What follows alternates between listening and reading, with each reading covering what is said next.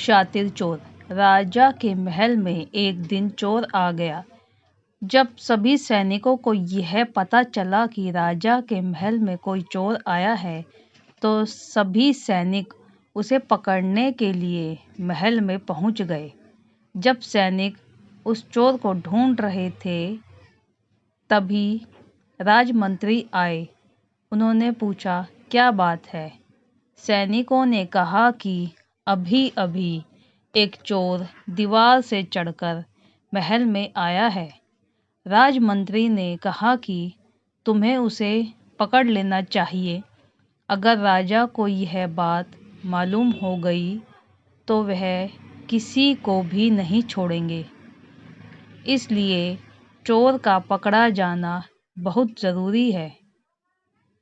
चारों तरफ से सैनिक चोर को ढूंढ रहे थे, लेकिन चोर किसी को भी मिल नहीं रहा था। वह चोर बहुत ही चालाक था। वह वेशभूषा बदलने में भी माहिर था। तभी वह अपनी वेशभूषा बदलकर सेवक के कपड़े पहनकर सैनिकों के सामने से ही राजमहल से बाहर निकल गया। कोई भी सैनिक उस चोर को नहीं पकड़ पाया और चोर आसानी से बाहर चला गया। राजमंत्री को जब यह बात पता चली तो उन्हें बहुत गुस्सा आया, क्योंकि इतनी सेना होने के बावजूद भी चोर यहाँ से कैसे गया। 2 दिन बाद सैनिकों को एक पत्र मिला। उसमें लिखा था कि आज रात में महल में चोरी करने आऊँगा। यह बात राजा को पता चल चुकी थी। उसने अपने सैनिकों से कहा कि आज चोर का बचना बहुत मुश्किल है, उसे पकड़ लेना चाहिए। अगर ऐसा नहीं हुआ तो किसी को भी बगैर सजा दिए नहीं छोड़ा जाएगा।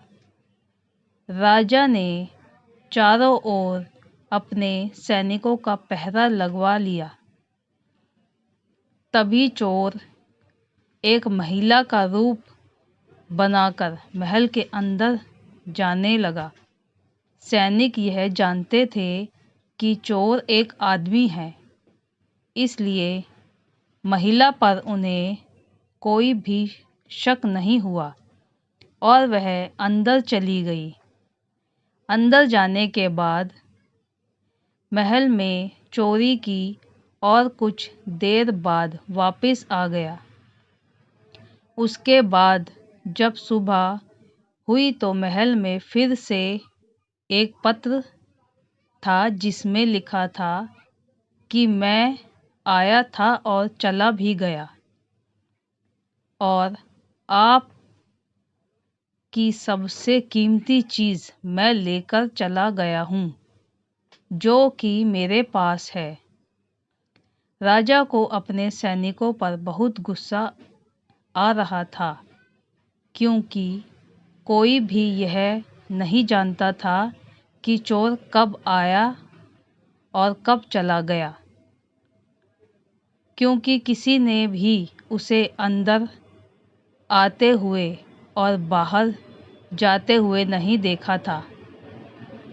उसके बाद राजा ने यह ऐलान करवा दिया कि अगर तुम सबके सामने आते हो तो मैं तुम्हें कोई भी सज़ा नहीं दूंगा और तुम्हें इतना धन दूंगा कि इसके बाद तुम्हें चोरी करने की कोई आवश्यकता नहीं होगी